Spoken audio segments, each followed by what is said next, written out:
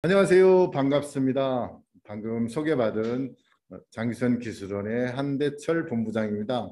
제가 여러분들과 이렇게 또 뵙게 된 게 여기에서 지금 세 번째인 것 같으네요.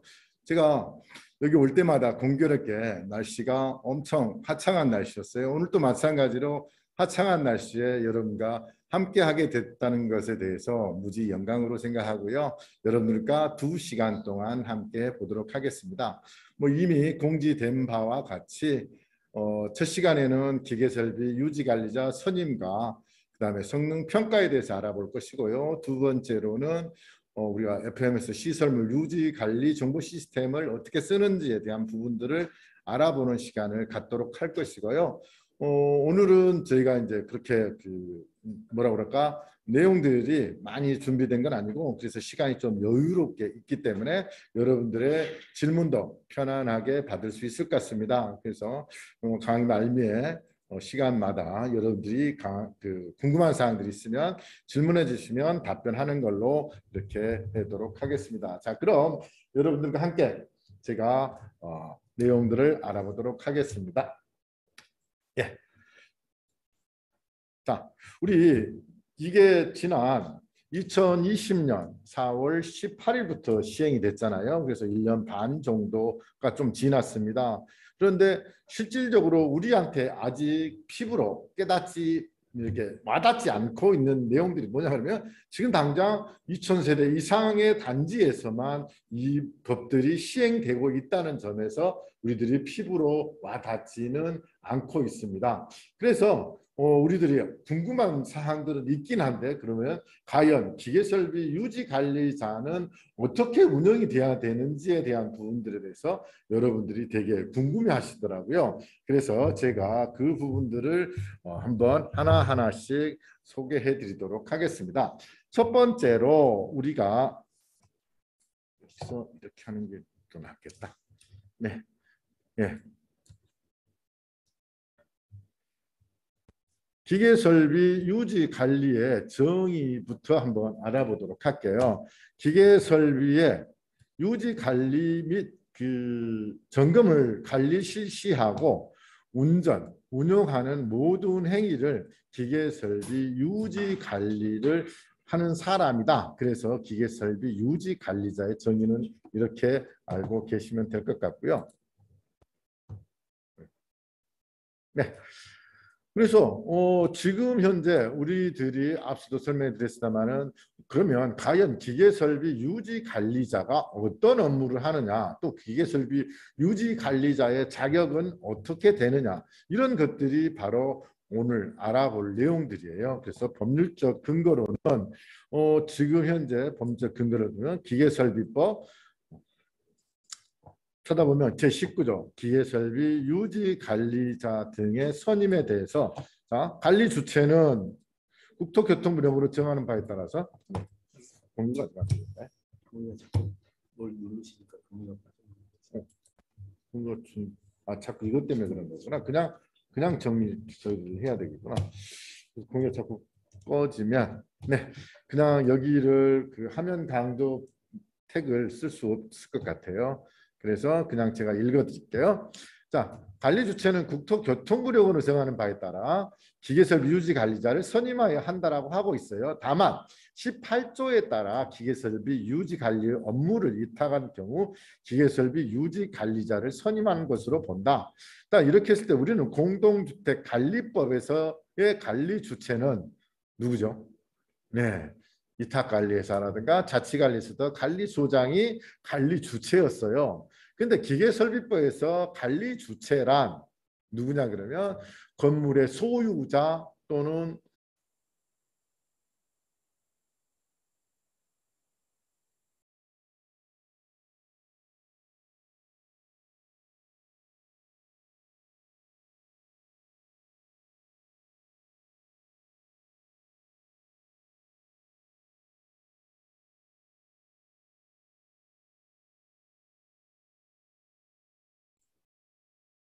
제 것까지 다 내가 이게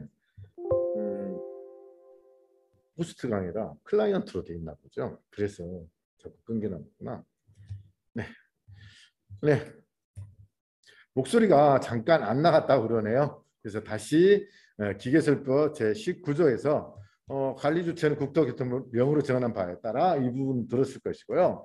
그래서 관리주체란 우리 공동주택관리법에서 위탁관리회사 그리고 자치관리에 있어서는 주택관리사, 관리사무소장이 관리주체였잖아요. 그런데 기계설립법에서는 관리주체는 누굴 지칭하느냐 그러면 건물의 소유자와 건물을 대표자, 우리 공동주택에서는 입주자 대표 회의가 됩니다. 그리고 그래서 우리 관리주체란 우리 위탁관리회사라든가 그다음에 자치관리에서도 관리소장이 아니다. 기계설비법에서 이게 좀 상당히 중요한 것 같고요. 그다음에 기계설비 유지 관리 업무를 위탁한 경우 기계설비 유지 관리자를 선임한 것으로 본다. 그러니까 결과적으로 기계설비 업무에 위탁은 누가 해야 되겠어요? 네, 저희 관리사무소에서 하는 게 아니라 입주자 대표회의에서 해야 되는데 문제는 뭐죠? 사람을 한 명 그러면 충원해야 되느냐의 문제점이 생기잖아요. 그래서 결과적으로 우리 직원 중에 한 명을 선임하게 돼서 그 직원의 통솔도 우리 관리소장인 주택관리사님들이 하셔야 될 것이 아닌가 싶습니다. 이 내용에 대해서 후반부에 또 나오기 때문에 다시 한번 설명을 해드릴게요. 자, 그러면 유지관리의 내용에 대해서 한번 더 자세히 알아보도록 할게요. 기계설법 시행령 제7조 1항에서 시행령 7조가 우리 공동관리법에서 시행령 7조는 시행규칙 7조죠. 거기에서는 장기선 계획을 뜻하고 있는데 여기서는 시행령 7조에서는 유지관리 기준에 대한 내용에 대한 부분이네요. 자, 유지관리 점검에 대한 계획을 수립해야 된다. 유지관리자가 이 계획을 수립해야 된다는 것이고요. 그 다음에 기계설비 점검 참여자의 역할 및 업무 내용에 대한 부분하고 그 다음에 점검의 종류, 항목, 방법 및 주기 이 부분이 좀 후반부 쪽에서 제가 하나씩 또 설명을 해드릴 거예요. 근데 의외로 우리 공동주택에서 점검해야 될 항목들이 되게 많더라고요. 그래서 그렇게 한번 살펴보시도록 할 거고요. 그다음에 유지관리 점검 기록 및 문서의 보존 방법. 우리가 점검 기록은 여기서 그 지침에서 최소한 반기별로 한 번씩은 점검해서 그 기록을 남기도록 하고 있습니다. 그래서 그 밖에 유지관리 기준, 운영조사, 연구, 개선 업무에 관한 사항들은 이제 이런 내용들이 바로 유지관리 기준이다. 라고 설명을 하시면 된다. 자, 이 점이 선임 기준에 대해서 우리들이 되게 궁금해하시는 분들이 질문이 되게 많았어요. 그래서 첫 번째로 3,000세대 이상인 특급 책임 유지 관리자가 한 명이 필요하고요. 그다음에 보조 유지 관리자가 한 명이 필요합니다. 그리고 2,000세대 이상 3,000세대 미만은 책임 고급 관리자가 되겠죠. 그리고 유지 관리자 한 명과 보조 유지 관리자. 여기서 특급과 고급, 중급, 초급에 대한 부분은 다음 장에서 또 설명해 드리니까 조금만 기다려 보세요. 그리고 2,000세대 이상, 2,000세대 미만인 경우는 중급 유지 관리자를 한 명을 채용을 해야 된다는 점. 그다음에 5,000세대 이상과 1,000세대 미만 그리고 300세대 이상과 500세대 미만의 중앙집중식 또는 지역 난방 방식에서는 초급 유지 관리자를 한 명을 둬야 된다라고 하고 있고요. 시행령 14조 제1항 3호에 해당하는 건축물 등 1, 2호를 제외하며 세부 기준은 21년 하반기에 고시하겠다고 했는데 이미 이 고시가 나왔어요. 그래서 이 부분들에 대해서도 제가 한번 알아봐 드리겠습니다. 자, 그렇다면 우리 기계설비 유지관리자의 선임 시기는 언제일까입니다. 그래서 2020년 4월 18일 그러니까 작년 18일 4월 18일 이전 건축허가를 신청했거나 기존 건축물인 경우 다음과 같이 유지관리자를 선임한다. 자, 뭐 간단하죠.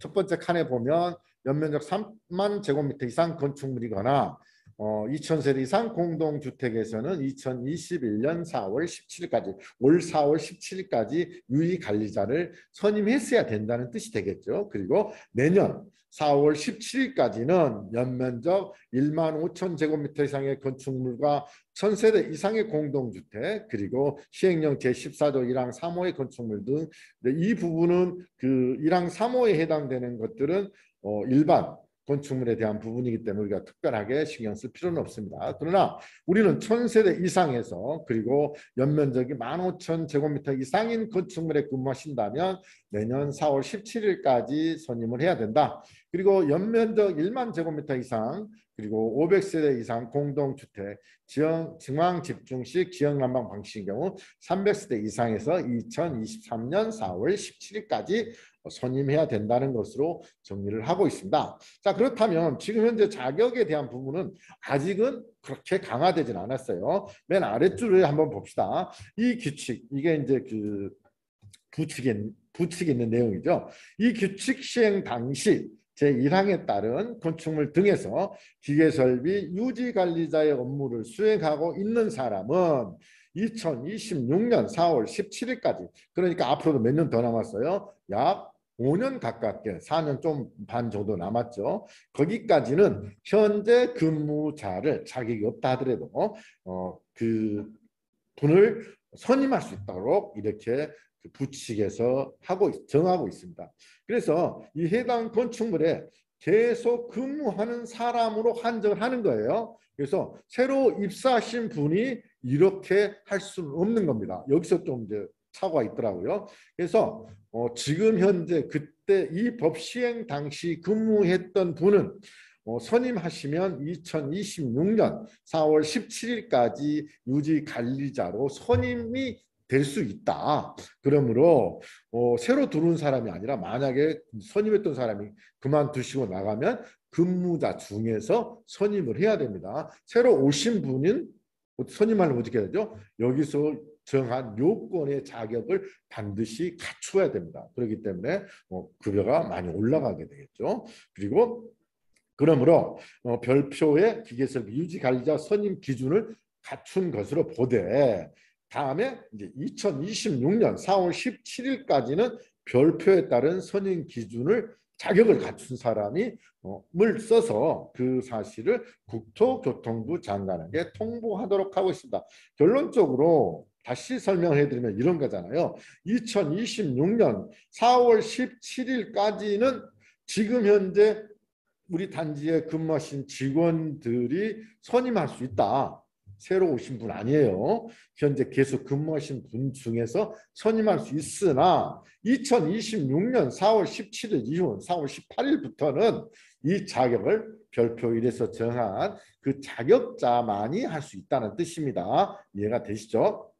자, 그렇다면 자격자에 대한 기준들을 한번 알아보도록 할게요. 특급은 기술사라면 무조건 특급에 해당이 됩니다. 그리고 기능장은 10년 이상, 그리고 고급으로 그 기술자로 분류되려면 7년 이상, 그 다음에 중급은 4년 이상, 그 다음에 초급은 이제 그 보유자만 해당이 되고요. 이거는 아직은 해당이 안 되죠. 그 다음에 기사 10년 이상, 7년 이상 뭐 이렇게 됐고요. 산업기사는 13년, 10년, 7년 이상, 그 다음에 초급 기술자로는 3년 이상으로 하고 있습니다. 그러니까 뭐 실질적으로 다시 정리하면 이거죠. 기술사는 무조건 뭐 특급에 해당이 되기 때문에 상관이 없고 우리가 관리사무소에서 기술사를 채용하기에는 부담스럽겠죠. 당연히.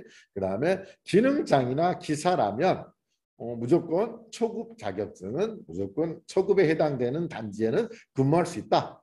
그리고 산업기사는 초급에 해당되려면 3년 이상 근무를 했어야 되고 그 다음에 중급의 단지에서 근무하려면 7년 이상 근무를 해야 된다라고 하고 있습니다. 다음은 건설 기술이라는 좀 생소한 분야가 있어요. 이분들은 이쪽도 설명을 해드릴 거예요. 그래서 10년 이상 하신 분은 건설 기술인으로 10년 이상 근무하신 분, 7년 이상 중급, 4년 이상, 그 다음에 초급 보유 시, 초급은 무조건 보유하면 된다. 이 기준이 누구랑 같아요? 네, 기사 기준하고 동일하다라고 이해를 하시면 될 것 같습니다. 그래서 우리 이제 산업기사는 뭐 다 아실 거고, 그 다음에 기능사, 보조자에 대한 부분이에요. 맨 아래쪽에. 그래서 산업기사를 가지고 있으면 무조건 보조자로 선임이 가능할 거고요. 그 다음에 기능사가 자격증을 가지고 있다면 실무 경력 3년 이상 있어야지 보조자로 선임이 될 수 있다. 그 다음에 인정기능사 보유 또는 기계설비 기술자 중 유지관리자가 아닌 자, 자격을 갖추면서 기계설비 유지관리자가 아닌 자는 보조 선임이 될 수 있다. 그리고 기계설비 관련 학위 취득 또는 학과를 졸업하고 실무 경력이 5년 이상을 가진 분들이 보조자로 선임이 될 수 있다. 우리 소장님들, 제가 이렇게 이제 그 강의를 하다 보니까 어떤 질문이 있었냐 그러면, 우리 주택관리사를 가지고 있는 분들이 겸임에 대한 내용을 또 생각하고 계시더라고요. 뒤쪽에 좀 나옵니다만은 이거 너무 깊게 들어가지 마세요. 겸임이 안 됩니다. 그래서 겸임이 안 되기 때문에 주택관리사를 보유하고 계시는 우리 관리소장 여러분께서는 직원들한테 어떻게 자격증을 취득하는 것이 유리한지에 대한 설명을 해주는 것이 중요할 것 같아요. 자, 그래서 기술사는 여기도 모든 기술사가 다 해당되는 게 아니라 기술사 중에서 건축 기계 설비, 그 다음에 기계, 건설 기계, 공조 냉동 기계, 산업 기계 용접 분야가 되고요. 기능장은 배관, 에너지 관련, 에너지 관리 부분의 기능장이어야 되고요. 용접 분야의 기능장이어야 되고, 기사, 일반 기계, 그 다음에 건축 설비, 건축 기계 설비, 공조 냉동 설비, 설비 보존, 용접, 에너지 관리 분야. 그 다음에 산업 기사도 마찬가지로 건축 설비가 있고, 배관, 건설 기계 설비, 공조 냉동 기계, 용접, 에너지 관리 분야. 그 다음에 기능사도 마찬가지로 배관, 공조 냉동 기계, 용접, 에너지 관리, 기능사 자격증을 갖추신 분들이 선임이 될 수 있다고 말씀을 드린 거고요. 아까 제가 건설 기술인은 그러면 어떤 분이냐에 대한 부분이에요. 건설 기술인이란 건설기술진흥법 제2조 제8호에 따른 건설 기술인 중 같은 법, 이제 건설기술진흥법 별표 1에 따른 기계 분야의 공조 냉동 및 설비 전문 분야와 용접 전문 분야의 건설 기술인만 해당이 된다라고 이해를 하시면 되고요. 이 경우 해당 건설 기술의 등급은 건설기술진흥법 시행령 별표 1에 따른다라고 하고 있어요. 그러니까 여기에서도 건설 기술인에 대한 자격 등급을 확인해 보시면 되는데, 우리가 이제 직원들한테 그러면 어떤 자격증을 따는 것이 우리들이 유리하는지에 대한 부분이에요. 아까 앞서 제가 설명해 드렸습니다만은 언제까지 선임해야 된다고요? 2026년 4월 17일까지는 현재 근무자가 선임이 될 수 있으나 2026년 4월 18일 이후에는 해당 등급 기준을 가진 분만 선임이 가능하다는 점입니다. 그러므로 지금부터 우리 관리사무소 근무하시는 직원분들이 자격을 취득해서 경력을 쌓게 된다면 천세대까지는 자격을 이렇게 유지관리자로 선임하는 자격을 취득하는데 크게 어려움은 없을 것 같다라는 생각을 해봤습니다. 자, 그렇다면 어떤 자격을 갖는 게 제일 유리할까에 대한 부분이에요. 여기 보니까 가장 공통적인 점이 어떤 분야가 하나 있어요? 용접 분야가 가장 공통적으로 많이 활용이 돼요. 그래서 아래쪽에 예를 들면 이런 부분들을 한번 찾아보자고요. 우리가 건설 기계 설비에 대한 부분에 자격을 가졌다라고 한다면 기사까지 올라갔다가 그 다음에 기능장 쪽에서는 그 자격이 안 돼요. 그래서 기술사 자격을 따야만이 특급에 해당이 되는 상황에 갈 수 있습니다.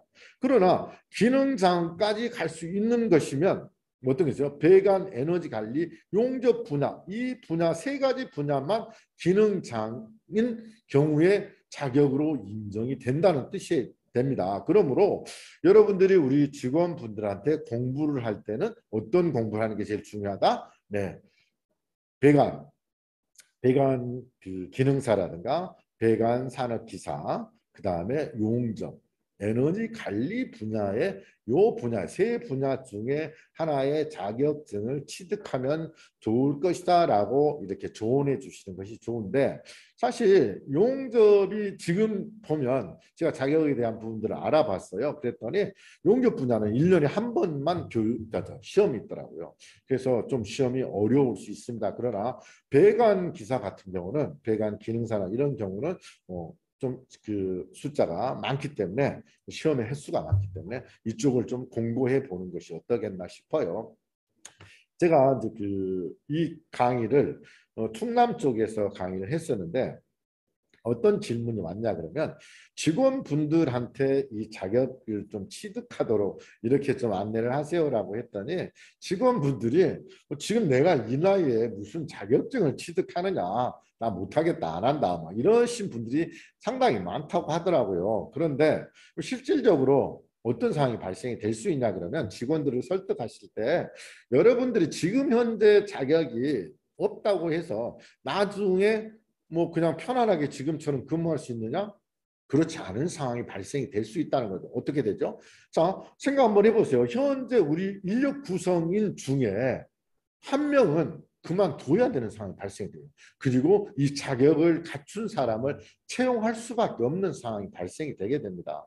그러므로 기사분들이 우리 관리자들이 여기에 대한 자격을 취득하고 지금 현재 어떤 자 보세요. 3년 이상 초급은 산업기사 3년 이상이면 초급 선임을 할 수 있다는 것이죠. 중급이면 7년 이상을 할 수 있는 것이고 그렇기 때문에 지금 현재 자격증을 취득한다면 초급 선임하는 자격을 취득하는 데는 어려움이 없다라고 말씀을 해주시면 될 것 같아요. 그리고 뭐 건설 기술인으로 등록이 된다면 4년 이상만 해도 중급 이상 그러니까 1000세대 이상에서 선임이 될 수 있다라고 이렇게 보여진다는 것입니다. 그러므로 우리 직원분들한테 이런 내용들을 좀 설명했으면 좋겠어요. 현재는 아직도 한 4년이 넘게 남았기 때문에 별로 관심들이 그렇게 깊지 않더라고요. 그러나 앞으로 우리가 생각을 한번 해보세요. 2026년 4월 달이 넘어진다면 우리가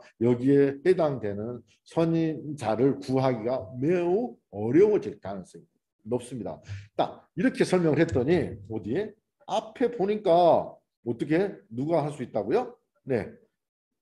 예, 여기 보면 기계설비 유지 관리 업무를 위탁한 경우 기계설비 유지 관리자를 선임한 것으로 본다. 그러니까 우리가 위탁하면 되는 거 아닙니까? 라고 하시는 분이 계시더라고요. 그런데 이거는 소방안전 점검에 위탁하고 달라요. 반드시 우리 단지에 상근자여야만 한다는 조건이 있습니다. 그러므로 어차피 누군가 한 명이 꼭 필요하다는 점입니다. 여기서 우리가 상당히 머리 아파져요.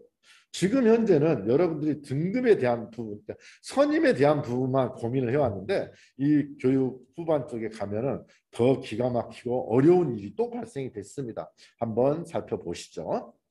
자, 그다음에 기계설비 유지 관리자를 선임할 때 선임 기준은 어떻게 하냐면 하나의 대지에 공동주택과 기타 건축물이 모두 포함된 경우 연면적 및 세대수를 별도로 합산한 뒤에 이에 따른 유지 관리자를 선임하는 것입니다. 그래서 선임 대상 여부를 각각 판단하여서 그중 높은 등급의 유지 관리자만 선임한다는 뜻이에요. 아래 예시를 한번 볼까요? 만약에 8,000제곱미터인 하나의 대지에 건물이 2개가 있다라고 한다면 2개 합하면 어떻게 되죠? 16,000제곱미터가 되는 것이잖아요. 그러므로 중급 관리자가 선임돼야 된다는 것이고 299세대의 공동주택을 우리가 어떻게 같이 관리를 한다면 2개 단지를 동시에 같이 관리를 한다면 세대수를 합산해서 598세대가 되므로 초급자를 선임해야 된다는 이런 계산식이 나오고요. 다음은 세 번째에서 8,000제곱미터의 일반 건축물과 299세대의 공동주택이 있다면 8,000세대는 10,000제곱미터 미만이기 때문에 선임 의무가 없죠. 그리고 299세대 중앙 집중 난방 방식이나 지역 난방 방식이 아니고 뭐 있다 하더라도 여기는 선임 대상이 아니다. 그러므로 선임할 필요는 없다. 네 번째가 상당히 좀 중요해요.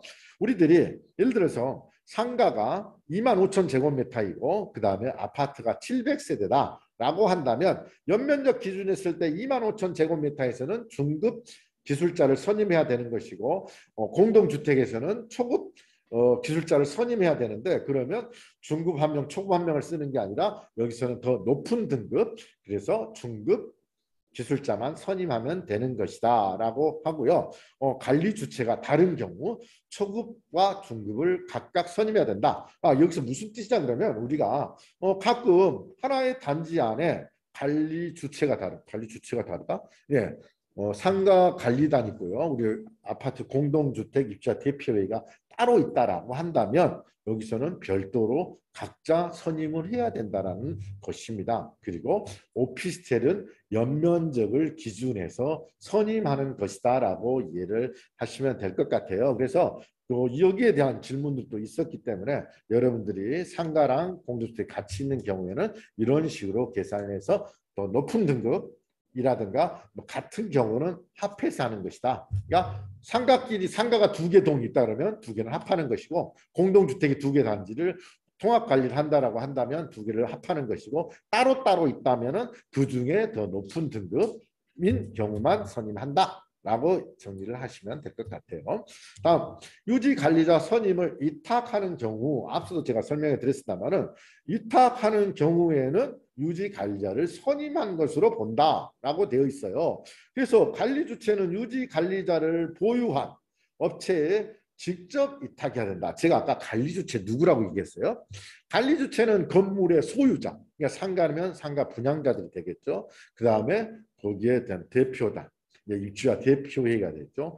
그래서 이 사람들은 유지관리자를 보유한 업체에 직접, 그러니까 우리가 공동주택 관리를 위탁받는 위탁관리 회사가 아니라 그 입주자 대표회의에서 직접 그쪽 업체하고 계약을 해서 사람을 계약을 해야 된다는 것이죠. 그러므로 우리 관리비를 부과할 때 물론 뭐 일반 관리비 속에는 들어가겠습니다만은 우리가 이제 동관리라는 단지라면 그분은 따로 돈을 보내줘야 되겠죠. 그래서 건물을 위탁받은 업체가 비업체 위탁하는 건 불가능하다. 이게 말이 바로 우리가 건물을 관리하는데 위탁관리 업체는 저기를 선임할 수가 없어요. 기계 유지 관리자를 위탁할 수 없다. 그러니까 계약자가 될 수 없다는 뜻입니다. 다음은 이게 좀 제일 중요해요. 소장님들이 잘못 알고 계신 것 중에 하나가 이 점이에요.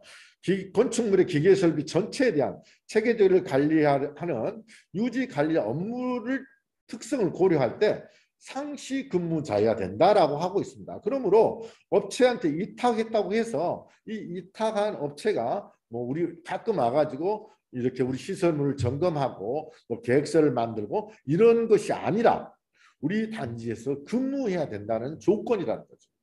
그러므로 우리 직원 중에 한 명이 그 역할을 해야 된다는 뜻이 됩니다. 그러므로 우리가 위탁관리 회사가 그 업체를 선정해서 사람을 받아들이는 게 아니라 입주자 대표회에서 계약을 해서 한 사람이 들어와야 된다. 언제까지? 2026년 4월 17일까지인데 현재는 어떻게 하면 된다고요? 현재는 근무자 중에 한 명을 선임하시면 된다. 지금까지는 별로 어렵지 않죠. 근데 가장 큰 문제가 2026년 4월 18일부터가 가장 큰 문제일 것 같습니다. 자, 유지관리자의 겸직에 관한 사항. 이제 여기 나오죠. 우리 주택관리사 자격증을 가지신 분들이 여기에 가능할까에 대한 부분이에요. 그래서 기계설법에서는 유지관리자의 겸직을 따로 제한하고 있지는 않습니다. 하지만 타 법에서 겸직을 제한하는 경우에는 이에 따르도록 하고 있다. 자, 그러면 겸직이 가능한 경우는 전기안전관리자가 기계설비 유지안전관리자, 그다음에 소방설비 안전관리자, 검사 대상기기 관리자가 기계설비 유지관리자로 선임하는데 전혀 문제는 없으나 고압가스라든가 도시가스 안전관리자, 공동주택 관리사무소 및 기술인력, 기술인력 간에는 입주자 대표의 승인해서 서로 허용하는 경우에는 겸직이 가능하도록은 하고 있으나 실질적으로는 그게 어려운 면이 생기죠. 우리 주택관리사님들은. 그래서 여기 내용을 살펴보면 어떤 것이 생각이 나죠? 네, 공합가스, 도시가스 안전관리자, 공동관리사입니다. 이런 것들은 국가 자격증을 가지신 분들은 겸직이 안 된다. 라고 이렇게 이해하시면 쉬울 것 같아요. 그래서 우리 공인중개관리법에서 정한 내용하고 이제 그 매치를 시켜 본다면 우리 주택관리사님들은 여기에 안전관리자로 할 수는 없다. 가끔 관리소장 하기가 너무 힘들어 죽겠어. 그러니 차라리 기계설비 유지관리자를 나는 할 거야. 그런 경우는 자격증을 취득하셔도 문제 없겠죠. 그러나 관리소장하고 겸직은 안 된다. 꼭 이 점을 명심하시기 바라고요. 그다음에 해당 법령에서 국가기술 자격을 취득하지 않아도 선임할 수 있는 기술 인력. 그러니까 제가 앞에 설명해 드린 겸직이 가능한 것들은 국가 기술 자격을 취득하지 않아도 선임할 수 있는 거잖아요. 소방안전관리자는 물론 5일동이나 교육을 받고 1급이나 2급이나 취득을 해야 되겠지만 그래도 그런 것들은 국가 기술 자격증으로 분류되지는 않잖아요. 그래서 이런 것들만 겸직이 되고 국가 기술 자격을 취득한 경우는 겸직이 안 된다. 이렇게 이해를 하시면 될 것 같아요. 다음은 기계 설비 성능 점검에 관한 사항이에요. 지금까지는 우리가 앞으로 시간적으로 여유가 있어요. 그런데 성능 점검은 지금 당장 여러분의 코앞에 다가왔습니다. 자, 한번 살펴보겠습니다. 기계설비법 제17조에서는 관리주체는 유지관리 기준에 따라 기계설비의 유지관리에 필요한 성능 점검 하고 그 점검 기록을 작성하도록 하고 있습니다. 이 점검 기록은 작성을 언제? 단기별로 한 번씩 하도록 하고 있습니다. 시행령에서. 그리고 이 경우 관리주체는 제21조 2항에 따른 기계설비 성능점검업자에게 성능점검 및 점검 기록의 작성을 대행하게 할 수 있다. 얼른 생각하면 그러면 업자한테 성능점검을 맡기면 간단하겠군. 이렇게 생각을 하는데 좀 있으면 너무 기가 막힌 일이 생깁니다. 자, 관리주체는 그때 또 설명할게요. 관리주체는 제2항에 따라서 작성한 점검 기록을 대통령령으로 정하는 기간 동안 보존해야 하며 이런 내용들은 다들 알고 계시기 때문에 특별하게 보존 기간은 5년 이렇게 되겠죠. 그래서 그 정도 그 다음에 시장군수구청장이 점검 기록을 제출을 요청하는 경우에 얘 따라야 된다. 당연히 따라야 되겠죠.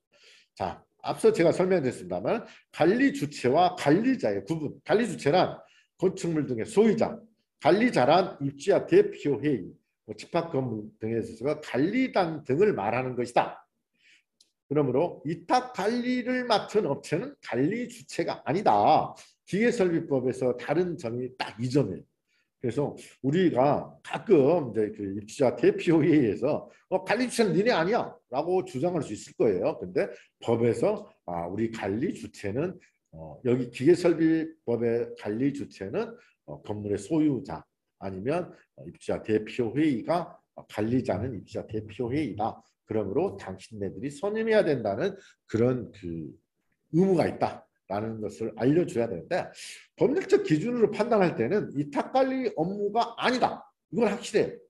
그러나 현실적으로 판단할 때 위탁관리 업무 범주에 들어갈 가능성이 매우 높죠. 왜냐하면 그 관리를 입주자 대표에서 그 직원을 기계설비 유지관리자를 별도로 관리할 수는 없잖아요. 그러나 관리소장이 그 기계설비 유지관리자의 업무에 대한 부분들을 사인하거나 관리 감독할 필요가 있을까요?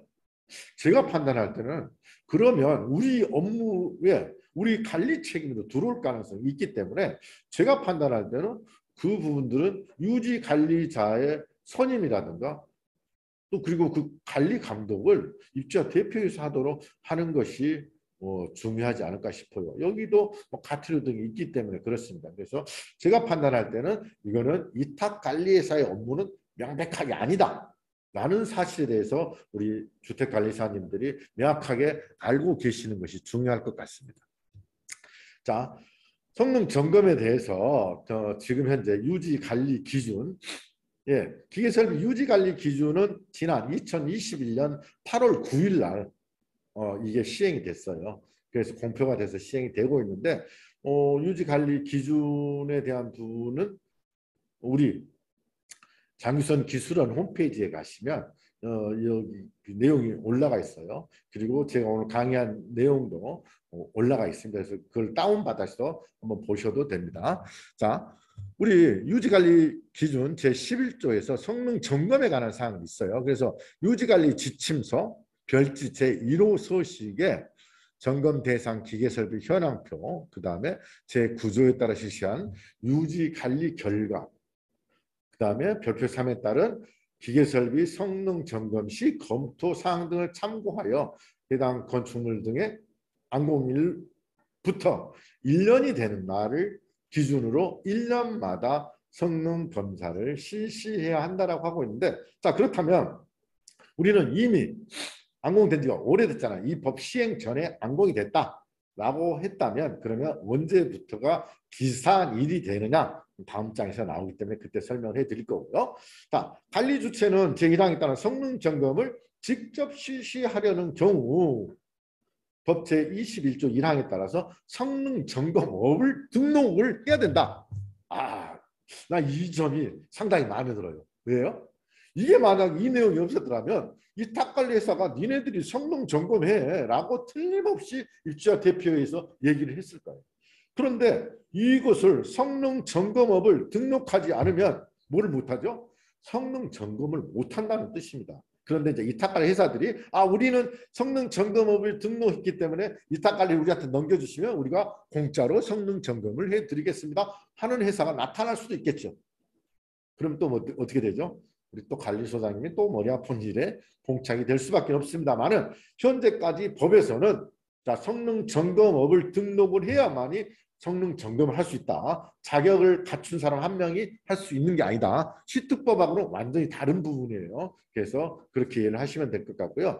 성능 점검은 시행령 별표 제7 제3호에 따른 장비를 사용하여 실시해야 한다라고 하고 있고요. 관리 주체는 점검을 완료한 뒤 별지 3호 서식의 기계설비 성능 점검 대상 점검표에 그 결과를 기록하고 이를 보존해야 하도록 하고 있다. 자, 그럴 때 우리 소장님들이 여기 기계설비 성능 점검 대상 점검표에 그 결과를 기록하고 이를 보존해야 된다고 할 때 그 결과를 기록한 내용을 누가? 관리소장님 여러분한테 사인하라고 하면 여러분 사인하시겠어요? 나는 사인할 책임도 자격도 없는 사람이에요. 그래서 사인할 수 없습니다. 여러분들이. 그래서 꼭 그렇게 이해를 해주시면 되고요. 자, 그렇다면 기계설비 성능 점검의 내용들은 무엇이냐에 대한 부분이에요. 여기 그 기준에서 유지관리 기준에서 여론 및 냉난방 설비는 아까 1년마다 한 번씩이라고 했잖아요. 1년마다 한 번씩 내용이 아까 있었는데 어디가 있을까? 뒤쪽에 가면 있을 거예요. 1년마다 한 번씩 해야 되는데 성능 점검을 여론 및 냉난방 설비는 2년마다 한 번씩으로 정하고 있습니다. 그래서 열감기라든가 팽창 탱크, 그다음에 펌프에 냉난방 펌프에 한해서는 2년에 한 번이다라고 이해를 하시면 될 것 같고요. 한기 설비 여기 이렇게 우리 공동주택에 해당하는 항목들이 엄청나게 많아요. 자, 급수 펌프도 성능 점검해야 하고, 그다음에 고수 이제 그 고가 수조나 저수조, 그다음에 오수관, 배수 배관, 통기 배관, 우수관, 오수 정화 설비, 배관 부속 이렇게 많습니다. 그래서 이런 것들을 그 점검을 해야 된다는 것이죠. 그래서 우리들이 해야 될 것들이 생각보다 엄청나게 많이 해야 된다. 그래서 이런 것들은 우리 관리 주체의 업무, 그러니까 주택관리사의 업무는 명백하게 아닙니다. 그러므로 기계설비 유지관리자가 점검을 해야 되는데 이런 것들을 제가 이제 예시를 들어서 설명을 해드린 내용들이에요. 그래서 이런 것들이 있다. 그러므로 우리 그 기계설비 유지관리자가 해야 될 일이 의외로 엄청나게 많아요. 일반적인 부분들이 아니에요, 보니까. 그리고 내용들도 여기 보시면 자, 예시를 제가 들어봤어요. 고가 수조나 저수조의 성능 점검표에 보면 유지관리 점검표를 확인해라. 유지관리 점검표는 어떻게 한다고요? 네, 반기마다 한 번씩 하는 점검표를 확인하시고 그다음에 파손, 변형, 누수, 결로 상태가 있는지 자동 센서의 동작 상태는 정상적인지 수질 검사의 시험 성적서를 확인해야 된다라고 하고 있어요. 그리고 뭐 부적합 사항이 있는지 그럼 현황 사진 이런 것들을 일일이 하나씩 다 기록을 해야 되는데 앞서서 우리가 해야 될 설비들이 이렇게 많아요. 이렇게 많은 것들을 전부 다 하나씩 이런 식으로 점검 일지를 점검표를 만들어야 된다 이거죠. 엄청나게 일이 많다는 겁니다. 그래서 기계설비 성능 확인서를 발급을 해줘야 되겠죠. 그래서 이렇게 만드는 것이다. 엄청나게 일이 많습니다. 그러다 보니 자 그러면 이 기계설비 성능 점검은 그러면 언제 해야 되느냐에 대한 부분이에요. 그래서 여기 보시면 이 고시 시행 당시 건축법 제11조에 따른 건축물을 신청했거나 이게 뭐 주상복합에 대한 내용이죠. 그다음에 이미 설치된 기존 건축물에 대해서 적용한다. 그런데 언제부터 적용하는지에 대한 부분이에요. 용도별 건축물인데 우리는 뭐 공동주택만 얼른 따져보자고요. 뭐 3만 제곱미터 이상 그다음에 공동주택 2,000세대 이상 공동주택은 2021년 8월 9일부터 1년 이내에 하는 것입니다. 그러므로 내년 8월 8일까지는 기계설비 성능 점검을 마쳐야 된다라고 하고 있어요. 그리고 2022년 내년 4월 18일부터는 뭔데 2,000세대 미만 1,000세대 이상 있으면 미만인 경우에 해야 되는 것이고 그 다음에 2023년 전내년까지는 500세대 이상 1,000세대 미만 그 다음에 300세대 이상으로 중앙집중식 난방 방식 지역 난방 방식의 경우는 2023년부터 4월 18일부터 1년 이내에 성능 점검을 해야 된다라고 하고 있습니다. 앞에서는 우리가 어떻게 생각을 했었죠? 2026년까지이기 때문에 시간이 좀 널널하고 이라고 생각했었는데 성능 점검이 갑자기 튀어나왔어요. 그래서 당장 우리 코앞에 받쳤습니다. 지금 현재 우리나라의 공동주택 2,000세대 이상의 공동주택에서 기계설비 성능 점검을 하겠다라고 하는 아파트 단지가 있더라고요. 그런데 이제 서로 눈치를 보느라고 아직 업체는 선정을 못했어요.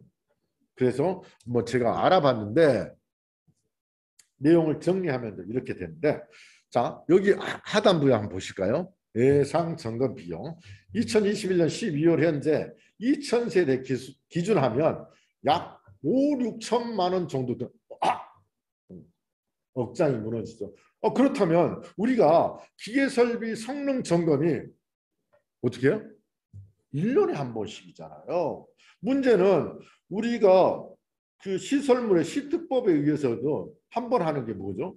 네, 정밀 안전 점검은 3년에 한 번입니다. B등급 이상인 경우에. 그런데 기계설비 성능 점검은 2,000세대 기준에서 5, 6천만 원의 돈을 든다고 하니 그것도 1년에 한 번씩 어마어마한 돈을 여기다 쏟아 부어야 된다는 문제가 생깁니다. 여기서 정말 제가 걱정이 커지더라고요. 그래서 이 내용에 대해서 금액에 관한 혹시 해당되는 단지가 있다면 금액에 관한 부분들을 이 업체한테 제가 한번 물어봤어요. A원 방제 산업이라는 데다 제가 한번 문의를 해봤습니다. 근데 이 업체가 지금 현재 하고 있는 데가 제가 업체를 선전하려는 게 아니라 물어봤더니 현재 일반 공동주택은 거의 입찰이 안 나오고 일반 건축물들 이런 데들이 이제 입찰에 붙여서 나온다고 하더라고요. 그런데 2,000세대 기준할 때 5, 6천만 원 정도의 이 점검 비용이 나온다는 게 정말 앞으로 우리 어떻게 대처해야 될지 깝깝합니다. 그래서 이 내용은 여러분들이 대표회의에 미리 좀 보고를 해서 여기에 대한 그 충격 완화를 해주는 그 물리적인 방법이 좀 필요하지 않을까 싶습니다. 자, 이제 마지막 장으로 유지 관리자를 선임하지 않는 경우에 가태료입니다. 가태료는 500만 원 정도이고요.